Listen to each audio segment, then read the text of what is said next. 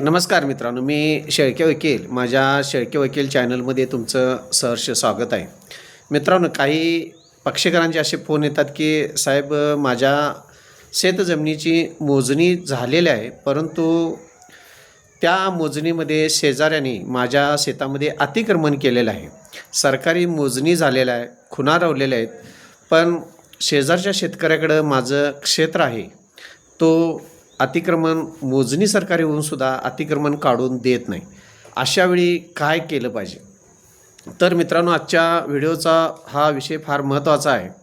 तुमची शेतमिळकतीची सरकारी मोजणी झालेली असेल आणि शेजारचा शेतकरी तुमचं अतिक्रमण जे काय त्यानं केलेलं असेल तो मोजणी होऊनसुद्धा सरकारी देत नसेल, तर त्याच्यावर पर्याय काय?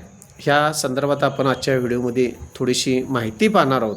आणि जे अतिक्रमण आहे ते कोणत्या पद्धतीनं आपण कोणताही वाद न करता किंवा मारामारी, भांडण किंवा कोणत्याही प्रकारचं अन्य बेकायदेशीर कृत्य न करता आपण सदरचं अतिक्रमण काढून घेण्याचा प्रयत्न करायचा आहे. तर मित्रांनो, फार महत्त्वाची गोष्ट आहे. ज्यावेळी तुम्ही तुमच्या क्षेत्राची सरकारी मोजणी करत असता त्यावेळी फार प्रामुख्याने जे मोजणी अधिकारी असतात, ज्यावेळी तुमच्या शेताची मोजणी करायला येतात त्यावेळी तुमच्या चारी बाजूने किंवा 5 बाजू असतील, 6 बाजू असतील, त्या बाजूचे जे तुमच्या शेतीच्या गट नंबरच्या किंवा सर्वे नंबरच्या शेजारचे जे शेतकरी असतात त्यांना एक नोटीस 15 दिवसाची पाठवतात आणि ज्या दिवशी मोजणीसाठी ते मोजणी अधिकारी येणार आहेत त्या दिवशी तुमच्या सकट तुमच्या क्षेत्रात तुमच्या सहित इतर शेतकऱ्यांनासुद्धा ते नोटीस 15 दिवसाच्या आधी पाठवत असतात. त्यावेळी आपण काय करतो, एखाद्या शेतकऱ्याला जर मोजणी मान्य नसेल किंवा हजर राहायचं नसेल, तर ज्या दिवशी मोजणी अधिकारी येतात आणि तुमच्या शेताची मोजणी करतात त्यावेळी एखादा शेतकरी मुद्दाम जो अतिक्रमण त्याचं आपल्या शेतामध्ये झालेला असतो तो मुद्दाम शेतकरी हजर राहत नाही.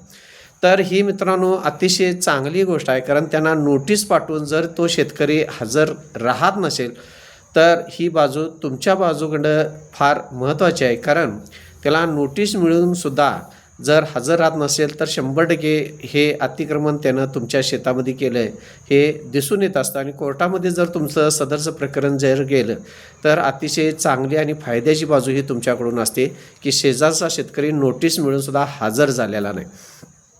तर मित्रांनो, समजा तुम्ही सरकारी मोजणी केली असेल, त्या मोजणीमध्ये तुमचं 4 किंवा 5 गुंठ क्षेत्र हे दुसऱ्याच्यामध्ये दिसून येतं, म्हणजे त्या शेतकऱ्यानं शेजारच्या शेतकऱ्यानं तुमच्या शेतामध्ये अतिक्रमण केले असं जर दिसून येत असेल तर ज्यावेळी मोजणी अधिकारी येतात त्यावेळी तुमची असणारी वहिवाट कशी आहे आणि येणारं सर्वे नंबरप्रमाणे तुमचं नकाशाप्रमाणे क्षेत्र किती आहे याची तुलना करून तुमच्यामध्ये शेजारच्या शेतकऱ्यानं किती अतिक्रमण केलं हे एका विशिष्ट रंगानं तुम्हाला ते दर्शवलं जात असतं.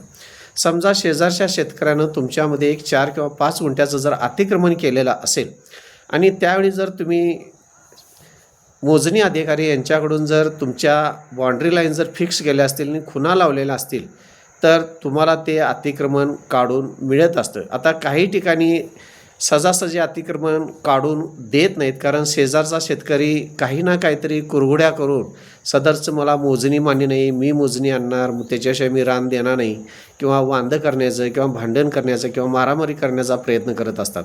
आणि हे अतिक्रमण मोजणी होऊनसुद्धा आपल्याला माहिती असते की आपलं क्षेत्र त्याच्याकडे एक 4-5 गुंठ आहे, तरीसुद्धा तो मोजणी सरकारी होऊनसुद्धा देण्याचा प्रयत्न करत नाही.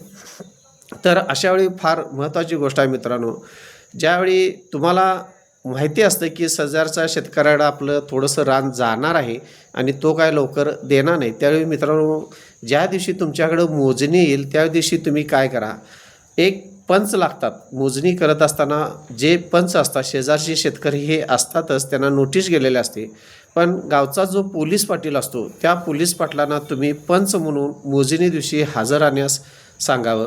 आणि त्यानंतर पोलीस पाटील तिथं हजर राहिल्यानंतर समोरची मोजणी झाली आणि तुमच्या बाउंड्री लाईन सर्वे नंबरप्रमाणे ज्या दिशा येतात त्या दिशावर तुम्ही खुणा केलेल्या आहेत,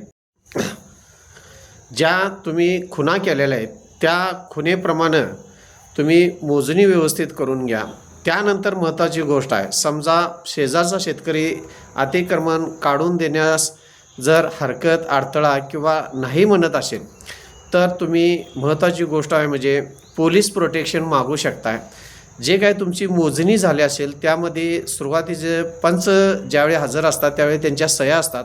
त्यामध्ये अ, ब, क प्रत असते. त्या तिन्ही प्रती तुम्ही मोजणी अधिकाऱ्याकडून यांच्याकडून घ्या आणि तुमच्यामध्ये किती अतिक्रमण केले त्या संदर्भात पोलीस स्टेशनला एक अर्ज लिहा की सदर क्षेत्र हे अतिक्रमित माझ्या क्षेत्रामध्ये केलेलं आहे आणि ह्या मोजणी शीटप्रमाणे 4 गुंठ 5 गुंठ हा शेजारच्या शेतकऱ्यानं माझ्यामध्ये अतिक्रमण केलेलं आहे ते मला काढून मिळावं आणि त्या संदर्भात सदरची व्यक्ती अतिक्रमण काढत असताना वाद करण्याची शक्यता आहे, भांडण करण्याची शक्यता आहे किंवा मारहाण करून जीवे ठार मारण्याची धमकी देत आहे. अशा पद्धतीने एक पोलीस स्टेशनला कंप्लेंट करा आणि त्या पद्धतीनं जे गावचे पोलीस पाटील त्यांच्या सहाय्यानं तुम्ही पोलीस स्टेशनमध्ये तक्रार अर्ज द्या आणि त्या पद्धतीनं तुम्ही सदरची जी काय अतिक्रमित जागा आहे ती तुम्ही काढून घेऊ शकता. हे तुमचे कायदेशीर हक्क आणि अधिकार आहेत.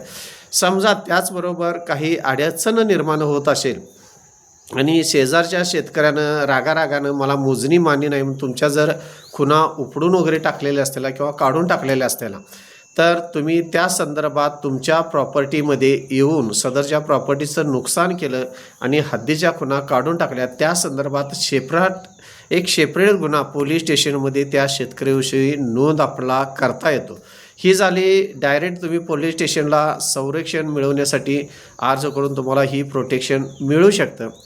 त्याचबरोबर दुसरी फार महत्त्वाची गोष्ट आहे, तुम्ही मेहरबान कोर्टामध्ये सदरचा जे काही मोजणी झाले असेल त्या संदर्भात एक दावा कोर्टामध्ये दाखल करू शकता आणि झालेलं अतिक्रमण काढून मागू शकता आणि त्या दाव्याबरोबर कोर्टात दाखल केल्यानंतर जे काही मोजणी प्रत आहे ती हजर करून त्यामध्ये कोर्ट कमिशन मागून परत तुम्ही मोजणी ही बरोबर आहे का नाही तंतोतंताने बघून त्यामध्ये जे काय तुमचं वहिवाट असेल आणि अतिक्रमण झालेलं असेल त्या संदर्भात मेहरबान कोर्टाकडून कोर्ट कमिशन मागून त्याचबरोबर पोलीस प्रोटेक्शन मागून तुम्हाला कोर्टाकडून सुद्धा अतिक्रमण तुमचं काढून मिळत असतं. पण मित्रांनो जेवढं तुम्ही जास्तीत जास्त तुमचा खर्च वाचण्यासाठी तुम्ही सुरुवातीला पोलीस स्टेशनमध्ये तक्रार अर्ज दाखल करा आणि त्यांच्याकडून जे तुम्हाला तुमची अतिक्रमण जागा आहे ते काढून मिळण्याचा प्रयत्न करा. त्यामध्ये तुम्हाला थोडा खर्च कमी येईल.